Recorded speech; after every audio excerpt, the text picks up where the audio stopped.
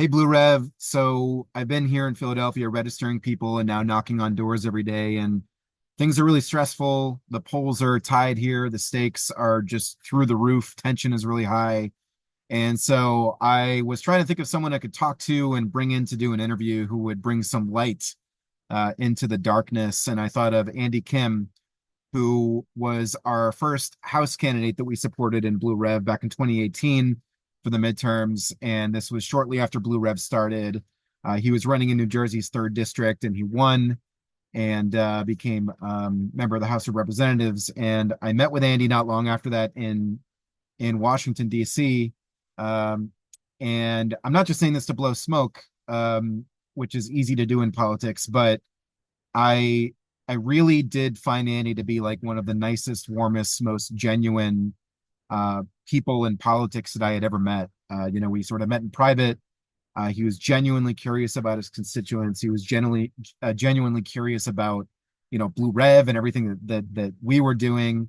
And I just found him to be a really genuinely warm person. So I already knew about his kindness. And then, on January 6th, 2021, on that terrible day when we were all watching the insurrection happen in real time, the brightest moment of that day was Andy Kim at the Capitol after the insurrection, and had some trash bags with him, and he was cleaning up the mess that had been left. And so it's kind of an analogy, I think, for his entry into political life. I think he's trying to bring some light into politics, and so it was a real pleasure to interview Andy. And let's help him get into the Senate. It's andykim.com. Go give some money. Go volunteer if you can. And he's going to be a great senator of New Jersey. So thank you so much for watching, and enjoy. I'm Congressman Andy Kim. Welcome to Blue Rev, and thank you so much for coming on to talk with me today. I'm in a car in the middle of canvassing, so forgive the background, but we really appreciate you being on. Well, you're doing exactly what you need to be doing in terms of getting out there and mobilizing voters. So yes, just cheers to you for taking on, this important work. Thanks, Andy. Everyone is really anxious right now. I'm really anxious right now. People in Blue Rev are anxious right now. How are you dealing with the anxiety of this campaign? And can you give us any advice on how to deal with the anxiety?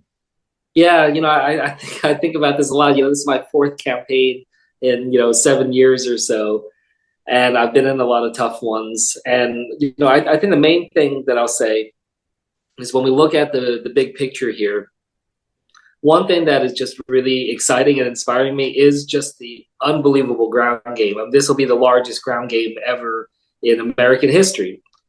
This is something that we didn't have in 2020. Ground game is our specialty. It is our, competitive advantage.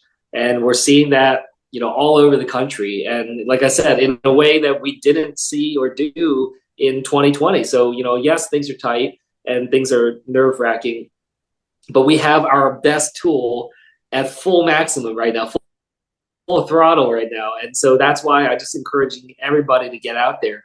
That is our best effort right now. In this final stretch, I'll be honest with you, candidates, we can't do as much as we can in other points of the campaign. Right now, a lot of it is about the operation and getting on out there. The other thing I'll just say that helps people manage anxiety is, surround yourself with people who are working and engaging, doing their part.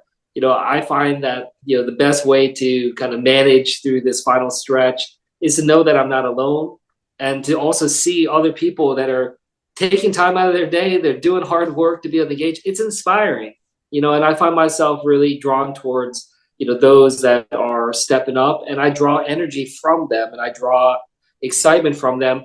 All of us doing this so that we get to the point where we say, no regrets. We've done everything we can to be able to mobilize. And that's what helps me get through this final stretch.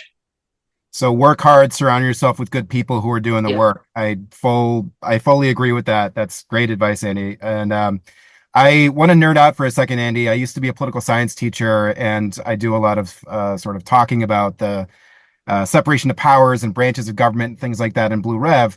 And you're running for Senate in New Jersey. Talk a little bit about like what you picture your role as senator being, because it's not just about voting on things. And if you could just talk to like what do you picture being in the Senate? And even if you want to talk Yeah. about like the role of the Senate in general in these really crazy polarized times, that'd be helpful to hear. Yeah, it's I'm starting to get to the point where I'm actually conceptualizing. I'm allowing myself to imagine a little bit what it might be like to win. I'm normally very superstitious, so but look, I'm excited about this possibility if it works out well for me. I'm a son of immigrants, a public school kid. Never thought that I'd have a chance to be a U.S. senator. I'd be the first Korean American ever. I'd be the first Asian American in the Senate from the entire East Coast of America. And look, I'll also be sworn in at the age of 42. I'll be the fourth youngest senator sworn in at a younger age than Barack Obama. And hopefully might be able to be there for a while and be able to really try to make some change. And as I think through it, yes, I mean, there's certainly an element of just understand the institution, and the institution is one that that has changed over time, and it's become more and more difficult to work within, especially with the filibuster and a lot of the stagnation that happens. But it's also a place where, look, I'll be representing 9 million people, 3% of the American population, and engaging one of only 100. And what I hope is that I can really use this opportunity to try to lift up some strategic objectives of what our country should be aiming for. Like, I work in what's arguably the most reactionary building in America. The Capitol is just so reactionary. It just oftentimes we just feel like we're responding to whatever is in the headlines of that day, or everyone's kind of focused in on what tweet to send and this and that. What I hope to be able to do, with the Senate, with its atmosphere, with the 6-year terms, with the longer horizon, is I want to be somebody that really tries to be a strategic thinker, really tries to lay out a sense of, like, what do we want America to look like 20, 30 years from now? What do we want America to look like when my kids are my age? And I think that that's what I'm hopeful to do. Yes, there are lots of different ways to be a senator, but I want to show that there's a different way that I can do this, where I can anchor it within that sense of public service, and restore a sense of what it means to be a statesman, and try to be somebody who is recognizing just the great honor of being able to do a job that only 2,000 people in the history of America have ever been able to do. I want to constantly feel in awe of that opportunity and never lose sight of that. Amazing. And Andy, as a fellow 42-year-old, I just love hearing how young we are. That's just really refreshing as we get into our mid 40s here. Andy, if there's a few issues that you could just discuss that you care about, that you want to deliver for the people of New Jersey, that'd be helpful to hear as well. Yeah, well, look, I mean, certainly the top issue that I'm hearing about on the campaign trail is about high costs, and trying to address affordability issues. And yes, there are some, certainly some real actions we need to take in terms of building housing units, lowering prescription drug costs, healthcare costs, other actions like that. But it gets at a deeper fundamental problem, as I was just talking about.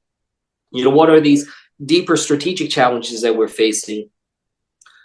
That high cost, it's connected in with this broader challenge that we face, which is the fact that we live in the time of the greatest amount of inequality in American history. We have billionaires building rocket ships to outer space, while we have tens of thousands of people in my congressional district considered food insecure, which we know is just a bureaucratic way of saying they're hungry. And so, that's something I want to really try to grapple with in a fundamental way, and try to really think through the big structural changes and reforms we need to make to be able to mobilize that. In order for me to be able to try to get things in that direction, what we also need to do along the way is really be able to protect as well as reform and strengthen our democracy.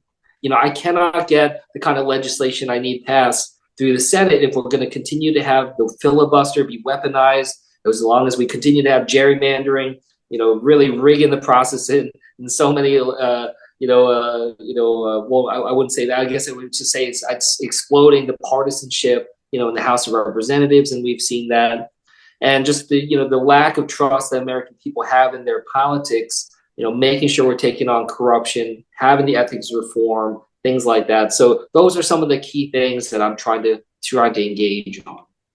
And so costs, food insecurity, democracy, these are all really important issues for this country right now, as things are polarized. And Andy, I sort of see you as someone, I wanted to talk to you because you've been one of the most positive voices in American politics in recent years, while we're facing a lot of darkness right now.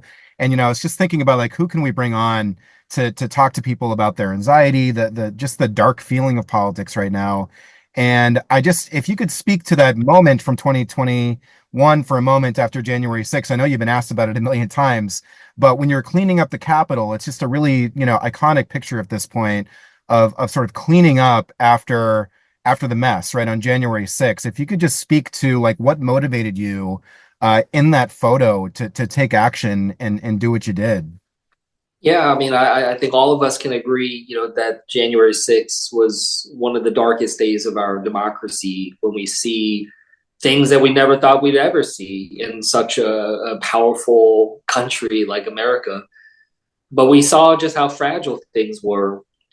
People have asked me that why I cleaned up the Capitol that day, and the best answer I could tell them is that it was my immigrant parents that took me to the Capitol for the very first time. This year is 50 years since my parents immigrated from South Korea to the United States. My parents were born at the end of the Korean War into just such a devastating time and lived in poverty, had a lot of problems that they were encountering. And America took a chance on them, brought them in, gave them opportunities, gave them an education. And my parents were just so proud of that. They were so excited. They loved this country so much. And they took me to the Capitol when I was a kid. And I remember just like the smiles on their faces when they could show me around and felt like they could, like that this was as much a part of for them as anybody else's. I still believe in that America. I got a 7-year-old and a 9-year-old now. I'm a father now. And yes, look, I am worried. I'm worried about what kind of America my kids are growing up in. But, what I truly believe is that, we can change, we can shift things, but you have to step up and take action. So, what I just say is like, look, what I learned on January 6th is that the way I sort of see my job now after January 6th is I see my job as being a caretaker for our country, for our democracy. It was handed to us by those before us.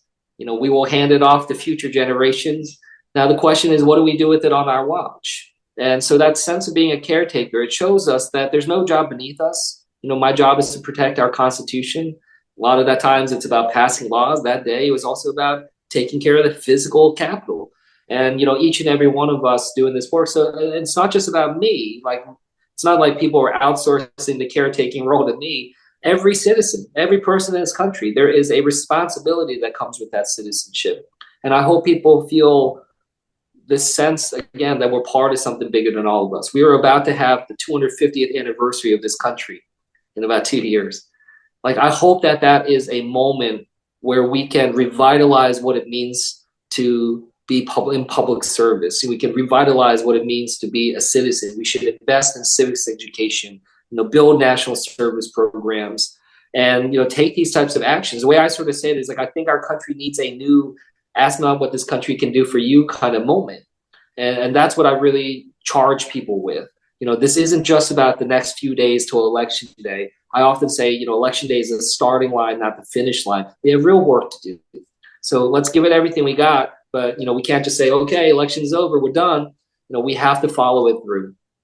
Andy, as I listen to you talk, I just, as a personal note, you're speaking my language because I come from a Kennedy Democrat family in Massachusetts. And, hearing you quote JFK, I used to work on the Kennedy Library's Profile in Courage Award as a college student, as an intern.